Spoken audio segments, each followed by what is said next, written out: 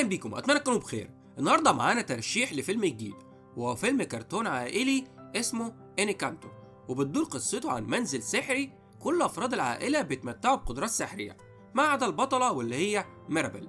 ميرابل ما عندهاش اي قدرات سحريه، ولكنها الوحيده القادره على انقاذ سحر عائلتها. الفيلم بيتكلم عن موضوعات الاسره والهويه وقبول الذات، مع الكثير من الالوان والاغاني الجذابه والاحداث الممتعه.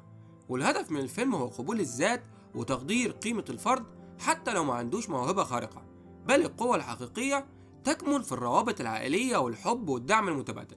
وبنشوف البطلة شخص عادي جدا، وهي الوحيدة اللي استطاعت أن تنقذ العائلة.